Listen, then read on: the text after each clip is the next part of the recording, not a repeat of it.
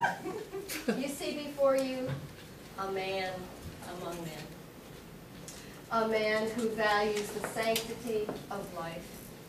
If he were actually going to pilfer a pig, it would be because he wanted to set it free into the wild, not because he wanted to cover it with barbecue sauce. However, Frank has such focus on his purpose in life.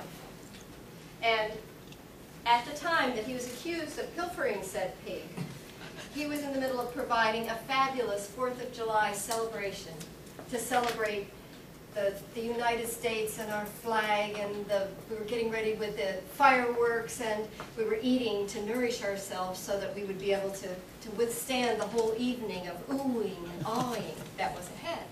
And with the focus on that, it would have been absolutely impossible for Mr. Shea to move off of that path to actually consider removing a porcine animal from porcine?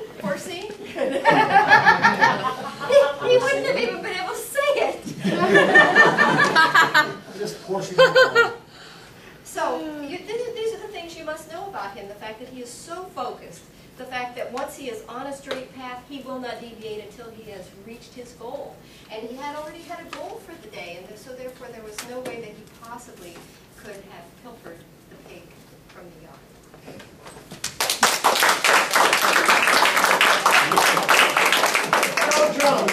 Joe Jones, having had pork chops at Frank's home, what can you add to the evidence? Joe Jones. Add to the evidence? I thought I was defending Lisa. No, add to the evidence. No, you just happen to be behind Lisa just to throw you off. Basically, you were there. You're not a prosecutor. You're not a defendant. I just happened to maybe just did that to screw you up, just so while they were sitting, they weren't necessarily lonely. So basically, you ate pork chops at the defendant's home, and I was just wondering what you could add to the case, having had that experience. About the theft of the pig. That's as clear as mud. Go for it. Thank you, Judge. Ladies and gentlemen, I'd like to share with you some thoughts. First, you've just heard the defense give an enticing presentation about the innocence of Mr. Frank Shea. And I can tell you that he's not all innocent. In fact, if you walk near him, you'll see that he smells like pork rinds. Frank doesn't snore at night. He's that's all he thinks about is pigs. For those of you who aren't from Arkansas and don't know what that is, that's a pig call.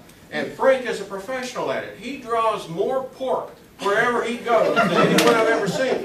Politicians stay away from him because of the amount of pork that's attached to his personality. But we all love Frank. We all enjoy going to his home and eating the pork and licking it up and licking our fingers and just thinking about how good it was. So let's give Frank a little bit of credit. Let's don't take it all away from Frank. Let's look at our innocent victim over here who had her pig, Melba, stolen from him. Now, our innocent victim over here, Alicia, loves this pig, has fed this pig from birth.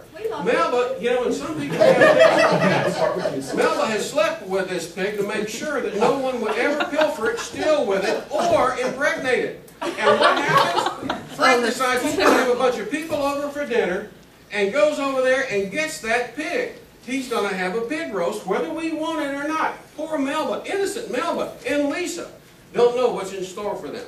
So I'll yield to my colleague at this point to try to defend your client against that.